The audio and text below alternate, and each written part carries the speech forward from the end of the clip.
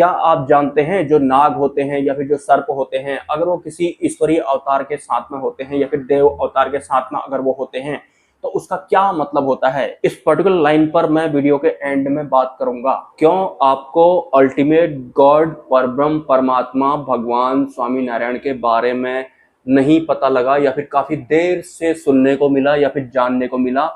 क्योंकि आपका टर्न नहीं आया था। और जब तक एक साधक या फिर एक इंसान भगवान स्वामी नारायण की भक्ति शुरू नहीं करता है, उसे इस पृथ्वी लोक में जो ईश्वर होते हैं या फिर जो देवता होते हैं या फिर जो सिद्धियां होती हैं उनके बारे में उसे कोई जानकारी नहीं मिलती है।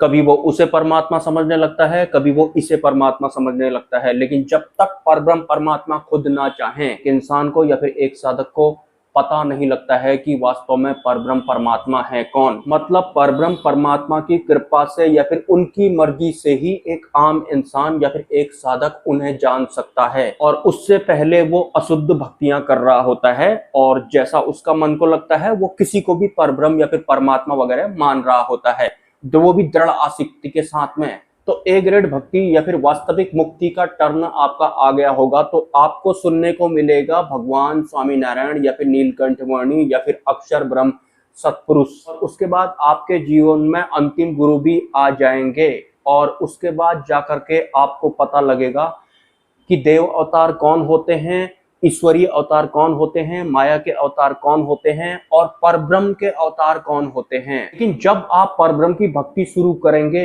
उसके बाद जाकर ही आपको A to Z क्लैरिफिकेशन मिलेगा अपने आप से ही कि वास्तव में आज तक हम जो भक्ति किया करते थे वो किसकी किया करते थे और अब हम किसकी भक्ति करने वाले हैं और क्यों करने वाले हैं। सब कुछ डिपेंड करता है आपका टर्न अगर आ गया होगा तो। आम बोलचाल की भाषा में मैं भगवान स्वामी नारायण बोलता हूँ, लेकिन भगवान स्वामी नारायण परब्रह्म परमात्मा है।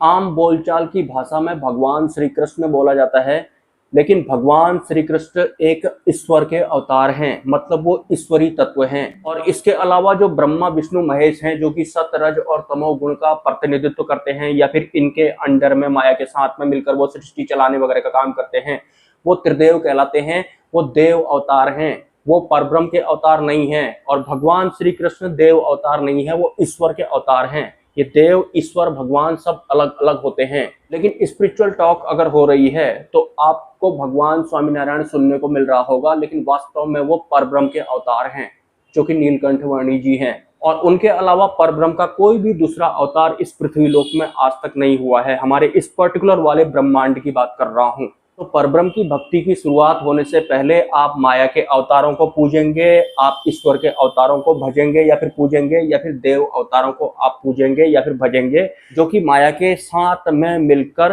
काम करते हैं। वो उनकी महिमा है। लेकिन जो परब्रह्म होते हैं वो माया पार होते हैं, वो सतरज और तमोगुण के भी पार होते हैं, वो अग्नि जल वायु पृथ्वी आकाश के भी पार होते हैं। लेकिन वो इन सबको धारण कर सकते हैं। धारण करने के बाद भी ये उन्हें छू नहीं सकते हैं। मतलब परब्रह्म के अवतार अगर माया में बैठ जाते हैं तो माया उन्हें छू नहीं सकती है, वो अछूत होते हैं। जो वास्तविक परमात्मा परब्रह्म जो होते हैं, जो मैं भगवान स्वामीनारायण की बात कर रहा हूँ। और आप नाम में कंफ्यूज मत होना, स्वामी का मतलब होता है जो ब्रह्म रूप होते हैं और नारायण का मतलब होता है ब्रह्म रूप होने के बाद जब हम परब्रह्म परमात्मा की भक्ति करते हैं। वो नारायण वो वाले नहीं है, वो विष्णु अवतार वाले। भगवान स्वामीनारायण परब्रह्म है तो उनमें हर तरीके के गुण थे, अनंत गुण उनमें थे। उनमें भगवान श्री कृष्ण वाले गुण भी थे, उनमें त्रिदेवों वाले गुण भी थे, उनमें सभी तरह के गुण थे, क्योंकि वो परब्रह्म है। तो कोई उन्हें केशव बोलता था, श्री कृष्ण के रूप में उनकी पूजा करता था, कोई उन्हें नारायण के रूप में पूजता था, लेकिन वास्तव में वो परब्रह्म परमात्मा थे। जो अल्टीमेट गॉड होते हैं उनकी एंट्री लास्ट में ही होती है। आपको पता है कि जो भगवान नीलकंठ वर्णी थे, उन्होंने 250 वर्ष पूर्व ही इंसान के रूप में इस पृथ्वी लोक में अवतार लिया था। और ये सब उन्होंने आम इंसानों को बताया था कि इंसान की मुक्ति कैसे हो सकती है, ईश्वर कौन होते हैं, देवता कौन होते हैं, फिर माया पार कैसे जाते हैं, अग्नि जलवायु पृथ्वी आकाश के पार कैसे जाते हैं।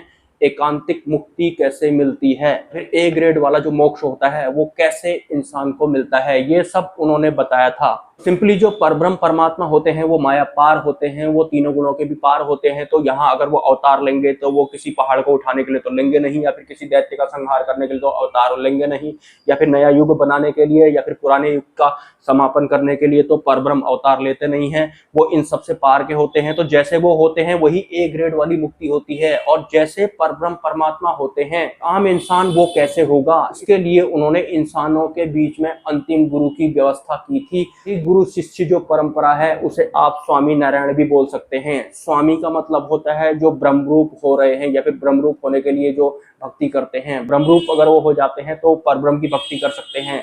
मतलब स्वामी को यहाँ पर आप एक तरह से शिष्य भी समझ सकते हैं, और जो नारायण है उन्हें आप परमात्मा परब्रह्म भी कह सकते हैं। कई सारे मतलब निकलते हैं जो स्वामी नारायण पर्टिकुलर नाम है भगवान स्वामी नारायण का। और ये हर एक जो अर्थ है वो सब A to Z क्लैरिफाई किया गया है।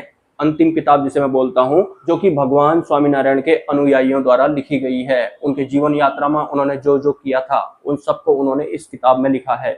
और इस किताब तक पहुंचने से पहले इंसान हर तरीके की भक्तियां करके आया होगा और कई तरह की दृढ़ आसक्तियों के साथ भी वो आया होगा। लास्ट वीडियो में मुझे एक और कमेंट आया था भगवान श्री कृष्ण के बारे में कि पहले मैं भी समझता था कि वो विष्णु के अवतार हैं, लेकिन बाद में मुझे पता लगा कि वो तो सभी भगवानों के भी बाप हैं। पहली बात, भगवान श्री कृष्ण ईश्वर के अवतार हैं, वो भगवान तो है ही नहीं। पहली बात, ईश्वर भगवान अलग अलग होते हैं। वो बात अलग है जो शिष्य होते हैं या फिर जो भक्त होते हैं वो अपने भगवान को या फिर जिनकी भी वो साधना भक्ति करते हैं वो अपने मन से उन्हें ईश्वर बोलने लगते हैं या फिर उन्हें भगवान बोलने लगते हैं। लेकिन वास्तव में भगवान श्री कृष्ण सिर्फ एक ईश्वरीय अवतार हैं। तो ईश्वरीय अवतार होते हैं, वो हमें ए ग्रेड वाली वास्तविक मुक्ति नहीं दे सकते हैं, ना ही त्रिदेव हमें वास्तविक मुक्ति दे सकते हैं, ना ही वो भगवान या फिर वो सिद्धि या फिर वो देवी हमें वास्तविक मुक्ति दे सकती हैं जो कि सतरज और तमोगुण के अंडर में होते हैं या फिर जो माया के साथ में चल करके इस सृष्टि को चलाते हैं। उनमें से कोई भी हमें वास्तविक मुक्ति नहीं दे सकता है। परब्रह्म परमात्मा ही इन सबसे पार के होते हैं जो कि भगवान स्वामीनारायण हैं। हाँ, लेकिन भगवान स्वामीनारायण ईश्वर के भीतर भी अपना प्रगटीकरण कर सकते हैं, देव के भीतर भी अपना प्रगटीकरण कर सकते हैं। जहां से खुद परब्रह्म परमात्मा के अवतार की बात आती है तो वो सिर्फ एक ही अवतार है, भगवान स्वामीनारायण। लेकिन बाकी की जो देव सत्ताएं थी या फिर जो ईश्वरीय अवतार थे उनके बारे में जब हम पढ़ते हैं, उनकी महिमा का जब हम अध्ययन करते हैं तो उससे भी एक भक्त को काफी फायदा मिलता है कि वो श्रेष्ठ भक्तियां कैसे कर सकता है, वो समर्पण कैसे कर सकता है या फिर वो अपने अहम को शून्य कैसे कर सकता है। ये सब जरूर एक आम इंसान को या फिर एक साधक को सीखने को मिलता है, भले ही वो देव अवतार हो या फिर ईश्वरीय अवतार हो या फिर माया के अवतार हो उनसे। लेकिन ए ग्रेड वाली मुक्ति तो इंसान को तभी मिलती है जब परब्रह्म परमात्मा की भक्ति वो करने लगता है। मतलब ये भक्ति माया पार वाली होती है। इससे पहले की सारी भक्तियां जो होती हैं मायावार वाली होती हैं। ध्यान रखना, नाग अगर किसी अवतार के साथ में है तो इसका मतलब ये है कि वो माया के साथ में मिलकर अपनी लीलाएं करते हैं। तो समझदार को इशारा काफी और बच्चे को गुब्बारा काफी। और हाँ, ए ग्रेड वाली मुक्ति मोक्ष के बारे में मैं आपको दोबारा से क्लियर बता देता हूँ। सिर्फ भगवान स्वामीनारायण की भक्ति करने वाले जो कि खुद परब्रह्म परमात्मा है उन्हें ही ए ग्रेड वाली मुक्ति मिलती है, या फिर वो इंसान या फिर वो भक्त जन्म और मृत्यु के बंधन से हमेशा हमेशा के लिए मुक्त हो जाता है। लेकिन सिर्फ जो परब्रह्म की भक्ति करता है, और उसके गुरु भी परब्रह्म की भक्ति करने वाले ही होने चाहिए, ऊपर से वो ब्रह्म रूप होने चाहिए। ये मैं आपको क्लियर बता देता हूँ। मतलब वो गुरु खुद स्वामीनारायण वाली व्यवस्था के होने चाहिए। एक कमेंट आया था कि जब भी मैं भगवान स्वामीनारायण पर ध्यान केंद्रित करता हूँ तो मुझे दिल्ली अक्षरधाम की बहुत याद आती है और काफ़ी तरह का अट्रैक्शन भी मुझे महसूस होता है। तो ये सब कृपा होती है। और वैसे भी भगवान स्वामीनारायण की व्यवस्था में वही शामिल हो पाता है जिसे खुद परब्रह्म द्वारा चुना गया होता है। इस पर्टिकुलर टॉपिक पर कुछ लिखना चाहते हैं तो लिख सकते हैं। मिलते हैं किसी नेक्स्ट वीडियो में। नमस्कार।